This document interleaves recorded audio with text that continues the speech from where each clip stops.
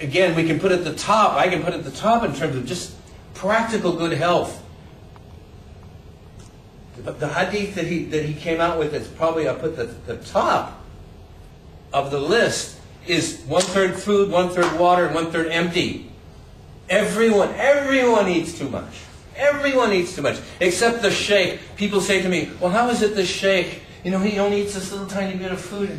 And I say, well, because he doesn't need to eat anymore, and he knows it. Why should he waste food? Why should you take more than you need? What you take in and what you put out.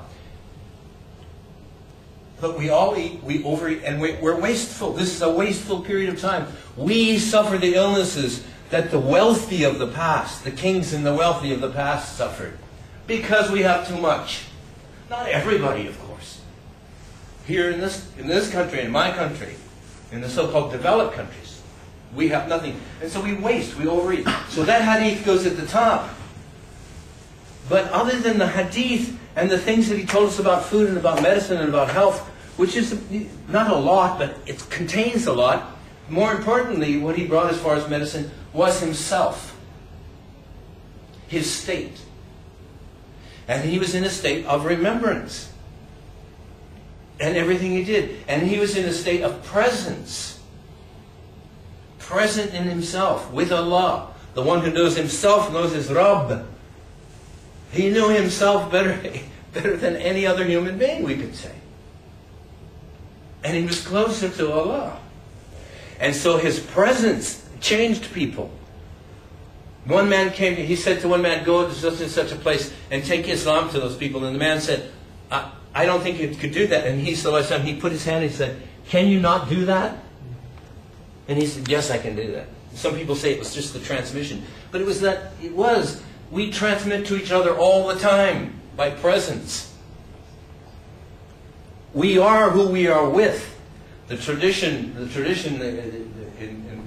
in a lot of the world, you stay with the people 40 days and you become one of them. It's not hadith, but it's a wisdom. We are who we are with.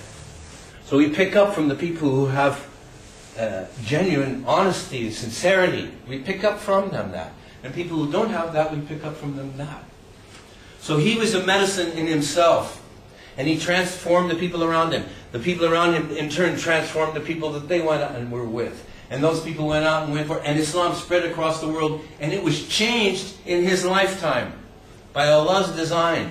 There's a message in there for us. Because we live in a time, if we look at the world, it looks totally impossible. Sometimes. True or not. We look at the political situation. We look at the environment. We look at the environment. I'll tell you, anyone who doesn't cry, they don't know what's going on. This is our body. This is where Allah placed us. We haven't polluted the earth. There's a term. There's a term. It's called desecrate.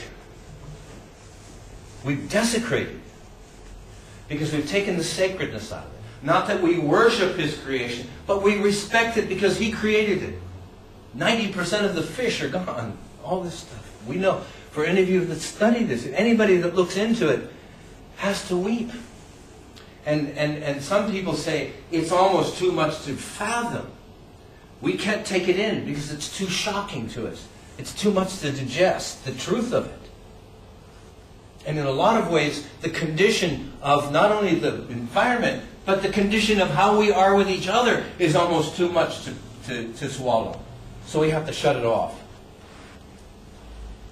So I say, a lot of my work, I became a convert.